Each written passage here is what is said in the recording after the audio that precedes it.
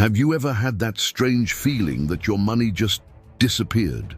Like no matter how much you work, save a little here, cut an expense there, it still slips away. Like fine sand slipping through your fingers. Exactly. Imagine you're holding a handful of dry sand. You squeeze it tight, trying to hold on to as much as possible, but still, the sand escapes through the sides of your hand. A grain here, another there, and when you look again, there's barely anything left. With money, it's exactly the same. This metaphor might seem exaggerated, but it perfectly represents what many people feel at the end of the month. They worked, got paid, but their account balance is already almost empty. And the worst part, most of the time, there wasn't even a big purchase, no dream trip, no luxury gift, and still, where did the money go? In this video, we're going to reveal 7 financial traps, simple yet sneaky, that are making your money disappear without you even noticing. They're so common that you've probably fallen into some of them, maybe even today. But here's the good news. Once you recognize them, you can avoid them. And when you start avoiding them, the money stops slipping away. It stays, it grows. And don't worry, this isn't some boring finance lecture. The goal here is to show you all this in a light, engaging way with real stories, practical examples, and tips you can start using today. Because the mission is simple, to help you build a more peaceful life with more freedom and less financial stress. So, take a deep breath, hold that sand tight, and let's discover together how to avoid these silent traps that are stopping your money from working for you. This might be the most common trap, and also one of the most dangerous. Want to know why? Because it disguises itself as a necessity. You walk into a store, or worse, scroll through your phone, and suddenly, an irresistible offer pops up. A flash sale, a countdown deal, something screaming, "Act now, final." Minutes. Your heart races and your mind starts justifying, "But look, it's so cheap. I've always wanted one of these. What if I need it one day?" And just like that, the credit card comes out. Another unnecessary product for the shelf, the closet, or the kitchen drawer. I remember a friend, let's call him Raphael, who once told me, laughing, that he bought an electric olive pitter. Yes, you heard that right. A gadget made solely to automatically remove olive pits. When it arrived, he opened the box excitedly, tested it with 2 olives, thought it was funny, and never used it again. It became a decorative item. And worse, it was expensive. That's just one funny example, but if we're being honest, we all have our own olive pitters. Things we bought on impulse, influenced by marketing or emotion. Items that later make us think, why did I even buy this? Now think, how many times have you bought something you used just once or never even took out of the box? It might seem harmless, but when we add up these purchases over months and years, the total gets big, really big. So here's a simple but powerful strategy. Before buying anything, ask yourself, do I really need this? Be honest. Do you need it, or do you just want it because someone posted about it? Will this really improve my life? Will it make your daily life easier, save time, bring real benefit? Will I use it more than once? Or will it just gather dust in a drawer?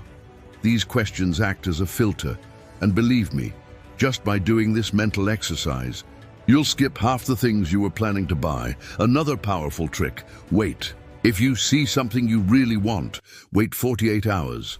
Most of the time, the desire fades, and you realize it was just a passing urge. And if after that time you still want it and can afford it, go ahead, with intention. Remember, marketing is powerful. It's designed to make us buy what we don't need, but you can be smarter, because those who spend wisely build freedom. Those who buy on impulse collect regrets. And what about you? What's your olive pitter? Now imagine this. You open a food delivery app, scroll through those mouth-watering photos, tap quick order, and done. In under an hour, hot food is at your door. No dishes to wash. Sounds magical, right? And once in a while, it's totally fine. After all, no one wants to live like a frugal monk. But the problem is, when once in a while turns into a habit, then what used to be convenience becomes a trap. When you understand how money works, you can start making decisions that bring you closer to financial freedom. And while you're here, I want to offer you something special. A free book with simple, practical tips to organize your finances and start building wealth. I've only released a few copies, so grab yours now. Let's continue. The truth is, eating out frequently, whether it's at the corner restaurant, fast food, or ordering in, is one of the quietest ways to drain your money. Because the expense seems small, but it's repetitive, every day. And by the end of the month, the impact is huge. Want a real example? A friend of mine, Camilla, always said she didn't have time to cook. So during the week, she'd eat lunch at a buffet and dinner through delivery. Nothing fancy, just the basics. One day, she decided to write down all her expenses. The result, almost 800 euros per month just on eating out. She was shocked, especially when she realized she wasn't even eating that well most of the time. That's when she decided to try something new. Meal prep. Preparing all meals for the week on Sunday. Simple stuff: rice, veggies, grilled chicken, a few salads, everything stored in containers in the fridge. During the week, all she had to do was heat it up. In the first month, she saved over 600 euros. She also started to feel physically better since she was eating more balanced meals. The food wasn't perfect, but it was real, made by her with care and awareness. And here's a golden tip for you. Cooking doesn't have to be complicated. Make simple meals. Pick 2 or 3 types of protein, a carbohydrate, some veggies, and vary the seasonings. In just a few hours, you can cook for 4 or 5 days. And the best part, you save time, money, and your health. Sure, eating out is a treat from time to time, and no one has to give it up completely. But when it becomes a habit, it turns into an open faucet draining your budget. So the next time you think about ordering food out of laziness, remember Camilla. Remember the 800 euros. Remember that cooking your own meals can be a huge step on your journey toward financial freedom. What about you? Have you calculated how much you spend each month eating out? The number might surprise you. The credit card, that little piece of plastic that seems to have superpowers. You swipe it and like magic, you take home something you might not even be able to afford. It's quick, convenient, and at first, it even seems harmless. But what many people don't realize is that this easy money can turn into a bottomless pit. You know what the problem is? A credit card is not an extension of your income. It doesn't increase your salary or multiply your money. What it does is give you the illusion of purchasing power. You spend today and pay later, but that later comes with interest, and credit card interest is among the highest on the market. Let me tell you about Sergio. He used his credit card as if it were just another part of his wallet. He bought everything with it: groceries, clothes, gas, gifts. At first, he managed to pay the full bill, but all it took was one tight month for everything to go off track. He paid only the minimum, about 100 euros, on a 1,000 euro bill. And then the snowball started. The next month came with more interest, and the next, even more. After a year, guess what? That initial 1,000 euro debt had grown to nearly 2,000, and he still thought he was keeping it under control because he kept paying the minimum. What he didn't realize was that he was feeding a system designed to keep him trapped. Just to give you an idea, with an annual interest rate of 20%, and some cards have even higher rates, if you only pay the minimum on a 1,000 euro bill, it could take up to 9 years to pay it off. And during that time, you could end up paying triple the original amount. It's like buying one phone and ending up paying for 3. Absurd, right? So here's a golden rule you need to memorize. If you can't pay in full, then you can't really afford it. That might sound harsh, But it's actually liberating, because once you start thinking this way, it changes how you consume. You start buying more consciously, planning better, and getting out of the installment mindset, which in practice only delays your progress. And the credit card? It can be a useful tool if you use it wisely. Always pay the full balance, and never spend more than you can actually cover. Financial freedom begins when you stop being a slave to interest. And at that point, the credit card can be your worst enemy, or your ally. It depends on how you use it. So, what about you? Are you in control of your credit card, or is it controlling you? Have you ever heard someone say, "Oh, I don't understand anything about money," or "that finance stuff is way too complicated for me"? Yeah, that phrase sounds harmless, but it hides one of the most dangerous traps of adult life: a lack of financial education. You know what's curious? Most of us spent years in school memorizing chemistry formulas, world history dates, square roots of huge numbers, but no one taught us how to build a budget, how a loan works, or how to plan for retirement. The result? We grow up not knowing how to manage money, and worse, thinking that's normal. But let me tell you something that could change your life. Financial education isn't just for investors, economists, or rich people. It's for everyone, including you. Take Daniela, for example. She was one of those people who said she was bad with numbers. She worked hard, but never had any money left over. She thought the problem was her salary. But one day, during a coffee break, a co-worker suggested she watch a simple video about financial planning. It was the first time she heard about tracking expenses and having an emergency fund. Sounds basic, right? But for her, it was like opening her eyes after years in the dark. Little by little, she started learning. She watched videos, read books written in simple language, and even took a free online course. And believe it or not, in less than a year, she got out of debt, made a spreadsheet, started investing in government bonds, and even opened a savings account for her son. All this without earning more, just by learning to manage what she already. And learning about money is like taking care of your health. You might get by for a while, ignoring the signs, eating poorly, skipping exercise, but the bill eventually comes due. With money, it's the same. If you don't understand how it works, you'll always be at the mercy of others. Banks, debt, emergencies, once-in-a-lifetime offers that just make you spend more. And the best part, you don't need to become an expert overnight. You can start small. Read one article a week, watch reliable videos, listen to podcasts while doing the dishes. The important thing is to take the first step. Think about this. If today you knew what to do with every euro that comes into your pocket, if you knew how to avoid traps, if you understood the basics of how money grows, your life would change completely. You'd stop stumbling in the dark and start making decisions with clarity. So don't treat financial education as something secondary.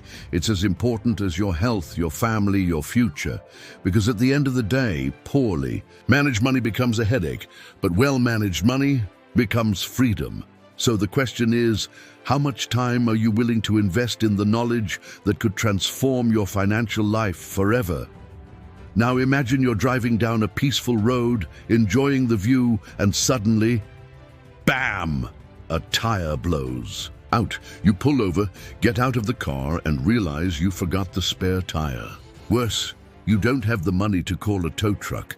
That's what it feels like to not have an emergency fund. Life is unpredictable. It could be a broken fridge, a health problem, sudden unemployment, or even a delayed paycheck.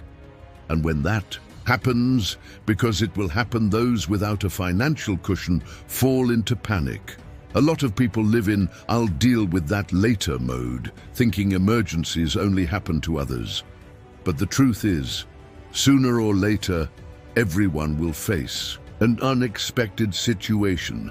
The difference lies in how you'll handle it. I remember Jorge's story.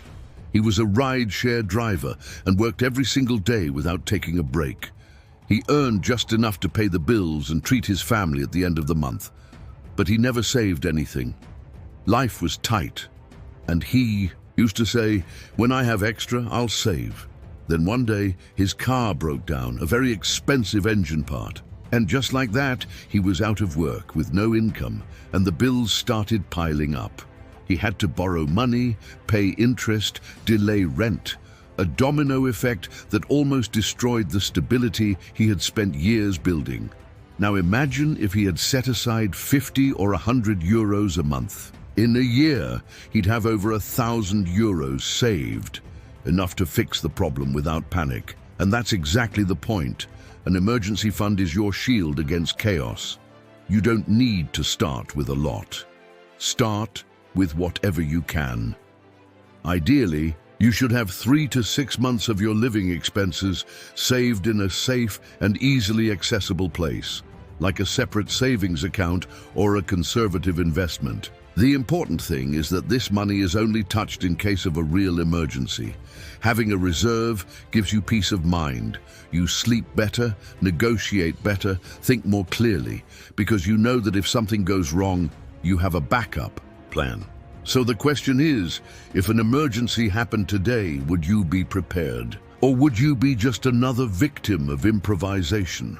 Imagine your financial life is like a table. If it has 4 legs, it's stable. But what if it only has one? Any movement, any imbalance, and it collapses. That's exactly what happens to people who rely solely on a single paycheck to survive. When you understand how money works, you can make decisions that bring you closer to financial freedom. Since you're here, I want to offer you something special. A book with simple and practical tips to organize your finances and start building wealth. I've released only a few copies, so grab yours. For a long time, we believed having a steady job was the definition of security. After all, getting paid the same amount every month with fixed hours seemed like the ideal situation. But the world has changed. And with it, the way money behaves has changed too. Jobs can disappear overnight. Economic crises, restructuring, layoffs. No one is completely safe. And if your only source of income disappears, your peace of mind, autonomy, and control over your life disappear with it. That's why today, having only one income source is a risk, and a big one. I remember Mariana's story. She was a private school teacher and had been doing it for over 15 years, always punctual, dedicated, loved by her students. But then the pandemic hit. The school reduced class sizes, cut salaries, and soon after started laying people off. Mariana was one of them, and for the first time in her life she felt lost. The salary that supported everything was gone. And so was her sense of security. But what she did next is even more inspiring. Mariana decided to turn an old passion, baking homemade cakes, into a new income stream. She started selling to neighbors, then to friends of friends, and soon she had loyal customers. Today, she's back to teaching, but she still runs her side business. Now she has 2 legs holding up her financial table, and that's what I want you to think about today. What can you do besides your paycheck? It doesn't have to be anything huge or drastic. You could start by selling something you know how to make, offering a service on weekends, renting out a room, teaching online, creating content, investing in dividend-paying stocks, or even monetizing a hobby. The important thing is not to put all your eggs in one basket, because when you diversify your income sources, you gain more freedom, peace of mind, and security. And even if one of your supports fails, the table still stands. Having multiple streams of income is like building protective walls around your financial life. And the more walls you have, the less vulnerable you are to the unexpected. So pause and reflect. If your paycheck disappeared tomorrow, how long could you last? And what can you start today, even something small, to never again rely on a single source of income?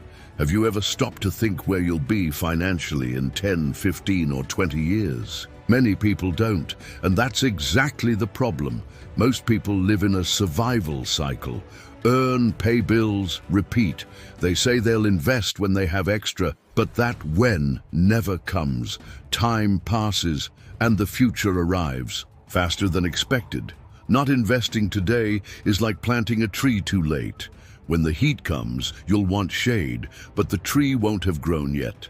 That's the invisible cost of financial procrastination. I met Mr. Alberto, a man who worked as a mechanic for over 30 years. Honest, hardworking, never missed a day, but he never invested. He said he didn't make enough, that he couldn't save, that the government would take care of his retirement. Today, nearly 70, he lives with the bare minimum, relying on his children and Social Security, which barely covers his medication.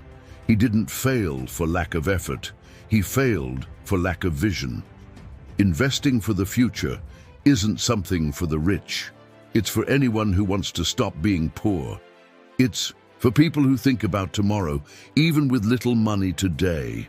And pay attention, you don't need a lot of money to start investing. What you do need is consistency, patience, and knowledge. It's like brushing your teeth. A little bit every day makes a huge difference over time. Start with $10, $20, whatever you can. But start. What will make you wealthy isn't how much you earn, but the habit of making your money work for you. People who invest learn to respect time, because they know time is the greatest ally.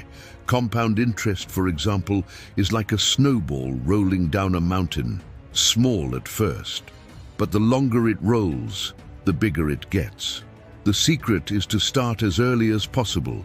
And this brings us to a crucial point: mindset. As long as you see money only as a way to pay bills, it will never grow. But when you start seeing it as a seed, everything changes. You plant today to harvest tomorrow. And the earlier you plant, the bigger your harvest will be. Let's talk about freedom, because at the end of the day, that's what's at stake. When you invest, you buy future time. You buy freedom. You buy choices. The chance to work because you want to, not because you have to. The chance to live with dignity, to care for your health, your family, to travel, to help those you love. So here's the final question. Do you want to keep trading your time for money for the rest of your life? Or would you rather make money work for you? Don't wait for the perfect moment. It never comes. Start now with what you have, because every day you go without investing is one less day of freedom in your future. And with that, we wrap up the 7 financial habits that keep you from building wealth. Did you relate to any of them? Is there one you'll start changing today? Leave a comment, share this video with someone who needs to hear this, and of course, like the video, subscribe to the channel, and turn on notifications so you don't miss upcoming content that will transform your relationship with money. Now tell me, which of these traps do you think is the most dangerous, and why? I'll see you in the comments. Let's grow together.